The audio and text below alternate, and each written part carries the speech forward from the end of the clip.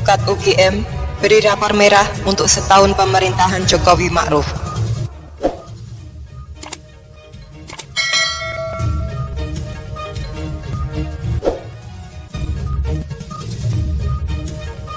Pusat Kajian Anti Korupsi atau Pukat, Universitas Gadjah Mada atau UGM memberi penilaian untuk 1 tahun pemerintahan Jokowi Ma'ruf Amin dengan rapor merah. Rapor merah ini khususnya dalam bidang pemberantasan korupsi. Menurut saya, bidang pemberantasan korupsi rapor merah itu adalah nilai yang tepat untuk pemerintahan Jokowi Ma'ruf, kata peneliti Pukat UGM Zainur Rohman, Selasa 20 Oktober 2020. Kenapa dikatakan rapor merah? Karena dalam 1 tahun ini, yang pertama, KPK lumpuh. Lumpuhnya KPK disebabkan karena revisi Undang-Undang KPK yang dilakukan Jokowi dan Parlemen. Kedua, kepemimpinan Firly Bahuri yang dipilih Jokowi meskipun menggunakan pansel juga. Lanjut Zainur. Bukti lumpuhnya KPK, kata Zainur, ditunjukkan dengan tidak ada satupun kasus strategis atau KKAP yang ditangani oleh KPK.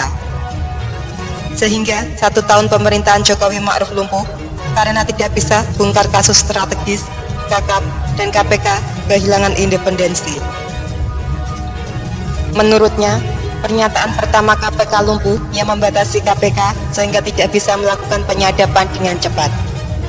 Kedua, lanjutnya, tidak hanya KPK yang lumpuh, tetapi juga institusi penegak hukum lain yang di bawah pemerintah, yaitu kepolisian dan kejaksaan, juga dirundung persoalan besar, yaitu skandal mafia hukum dalam kasus Joko Chandra. Sehingga Zainur menilai kepolisian dan kejaksaan belum bisa menjadi institusi yang handal yang dapat dipercaya secara efektif memberantas korupsi.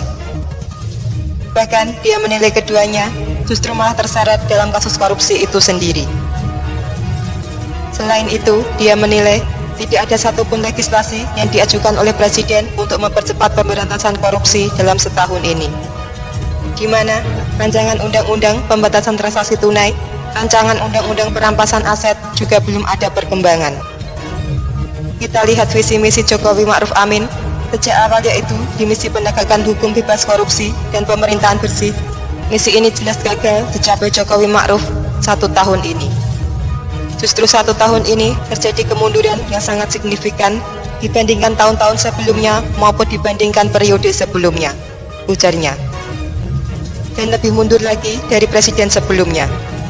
Selama atau tahun ini, pemerintah menganggap pemberantasan korupsi justru menghambat investasi sehingga dilakukan revisi Undang-Undang KPK, kemudian secara lebih jauh dibentuk Undang-Undang Cipta Kerja. Lanjut Zainur.